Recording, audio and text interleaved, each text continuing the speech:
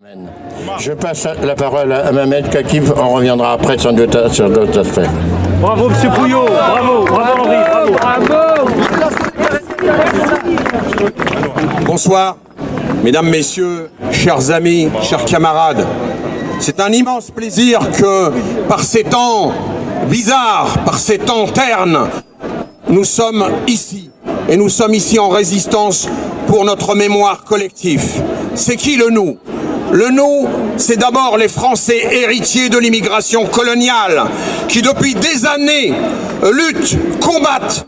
Depuis 30 ans, il y a 30 ans ici, il y avait un monsieur qui était avec nous, qui malheureusement n'est plus. C'est Mouloud Aounit.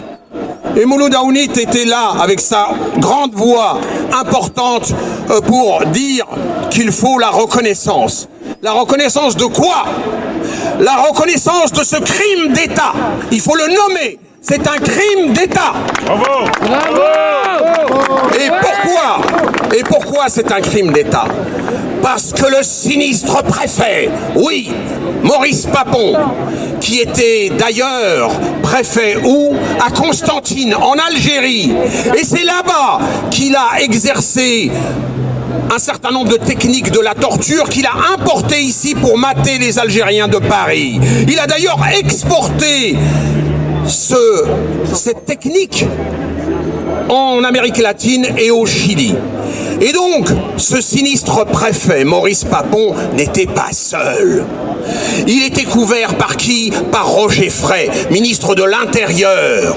Il était couvert aussi par qui ? Par le Premier ministre, Michel Debré. Et c'est pour ça qu'on l'appelle crime d'État. On nous dit qu'il y a, les historiens disent qu'il y a eu entre 200 et 300 morts. Eh bien, le compte n'est pas bon. Le compte n'y est pas. Pourquoi ? Parce qu'à l'époque, il y a eu ceux qui ont été abattus par des balles, jetés dans la Seine, mais on oublie de dire qu'à l'époque, il y avait une formule qui s'appelait « les expulser vers les douars d'origine ». Alors, c'est quoi les douars d'origine ? En fait, c'est soi-disant les emmener vers leur village d'origine. Et c'était un terrible mensonge, parce qu'en réalité, c'était les camps de la mort en Algérie. Et c'est quoi ces camps de la mort ? Eh bien, ces camps de la mort proviennent de 1956, des fameux pouvoirs spéciaux qui ont été votés par qui ? Qui ont été initiés par qui ? Par un monsieur qui s'appelait Guy Mollet. Et ce monsieur Guy Mollet à l'Assemblée nationale, eh bien, il a fait voter les pouvoirs spéciaux par l'ensemble de ses collègues, à l'unanimité. Et donc, la droite et la gauche ont voté les pouvoirs spéciaux. Et ça veut dire quoi, les pouvoirs spéciaux ? Ça veut dire, tout simplement, eh bien, c'est la torture, c'est les camps de la mort, c'est conférer les pouvoirs de police à l'armée, d'un point de vue technique. Et donc, l'armée s'en est donnée à cœur joie. Et c'est pourquoi ceux qui ont été expulsés vers les douars d'origine, eh bien, en réalité, ont disparu totalement. Donc, la question du nombre, du chiffre des morts est bien pire que ça. Par ailleurs, il y a tous ces disparus et tous ces torturés dans les préfectures, celle-là par exemple, mais tous les commissariats de police. Eh bien, ce fut terrible. Et c'est pourquoi il y a eu ce fameux livre « La Seine était rouge ». Oui, la Seine était rouge, parce que je voulais vous dire une chose qui n'est jamais évoquée dans nos pensées, malheureusement. Qui étaient les Algériens de l'époque ? Les Algériens de l'époque, c'était les travailleurs. C'était des travailleurs, il ne faut pas oublier, c'est ceux qui ont construit la France et reconstruit la France. Vous êtes venus peut-être tout à l'heure en métro ici. Eh bien, personne ne sait que les Algériens, les premiers Algériens, ont creusé le métro de Paris. Et donc, ont contribué à cette belle ville. Eh bien oui, dans la ville des Lumières, il y a eu un chiffre extraordinaire. D'ailleurs, les deux historiens, Jim House et McMaster, anglais, ils ont fait un livre et leur conclusion est la suivante, c'est qu'il n'y a jamais eu autant de morts à Paris que depuis la Commune de Paris. Donc vous imaginez que c'est quand même quelque chose d'extrêmement important.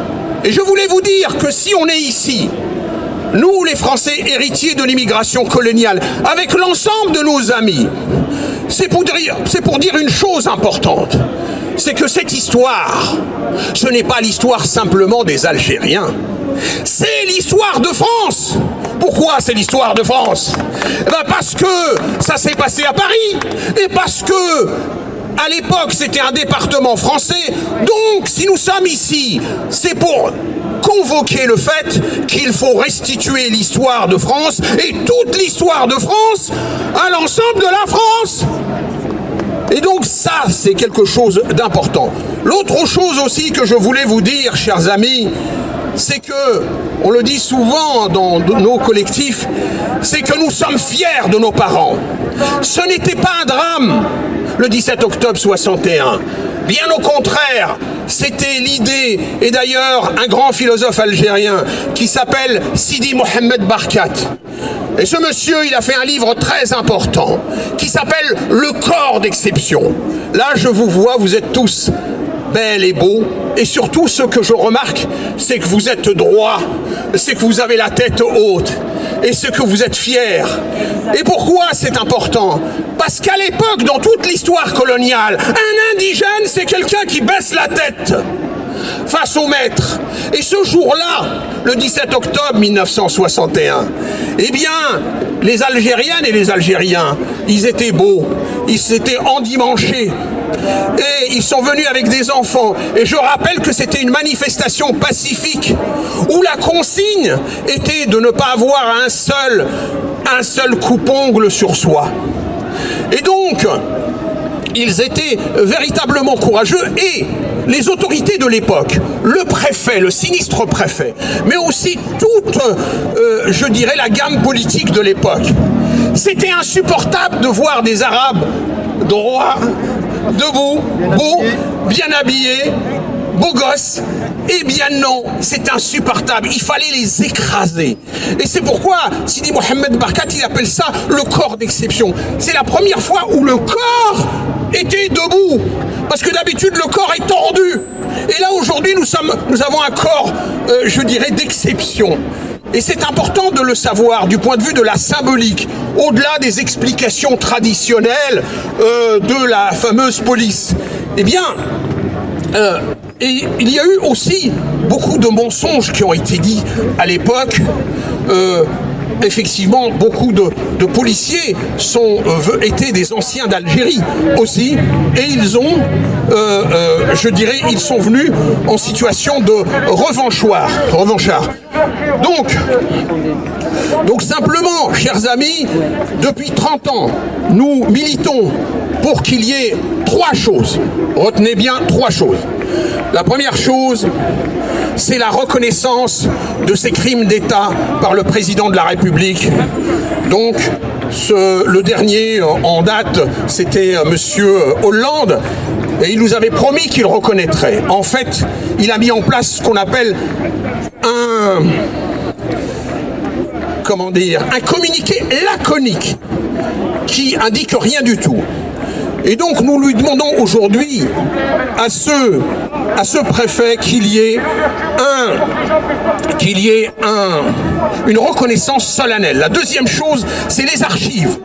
Et la troisième chose importante, c'est que que cette histoire soit inscrite dans les manuels scolaires. Voilà ce que j'avais à vous dire, chers amis. Nous avons fait des avancées importantes, puisque dans un certain nombre de villes, cette histoire se gagne grâce à la militance, et qui ne date pas d'hier. Nous ne sommes pas les combattants de la dernière minute, excusez-moi. Nous sommes des héritiers qui nous battons depuis 30 ans, 40 ans, et on lâche pas. Beaucoup d'entre nous sont morts sur le terrain à militer. Ici, il y a plein de camarades que je vois et que je reconnais. Ce sont des gens, des garçons et des filles qui sont vraiment des combattants. Et donc c'est important de dire que c'est le combat qui paye, et comme dirait Pierre Bourdieu, les logiques ne valent et n'agissent que parce qu'on les laisse agir. Et enfin, donc nous avons gagné un boulevard du 17 octobre 61, nous avons plusieurs plaques, nous avons ici d'ailleurs une élue qui est ici, avec laquelle on a travaillé, et pour avoir il y a eu en 2015 au Conseil de Paris un vote à l'unanimité. Un vote à l'unanimité des élus. On a été d'ailleurs très surpris, la gauche et la droite, pour la reconnaissance du crime d'État en Algérie de Sétif, Guelma et Kharata. C'est Madame Simonet, qui est pas très loin d'ici. Et donc, voyez qu'on peut avoir des fois des alliés, on peut avoir des fois, peu importe leur étiquette politique, c'est pas un problème. Le fait d'avoir des alliés ne veut pas dire une alliance à vie, mais en tout cas, ce qui est important, ce que je note, c'est que ils sont toujours là, ceux qui nous ont aidés sont toujours là. Et donc, nous avons intérêt à élargir notre mouvement au-delà des tambouilles politiques. Et ce qui est important, c'est que nos parents soient, je dirais, fiers de nous et que nous transmettons une histoire de combat.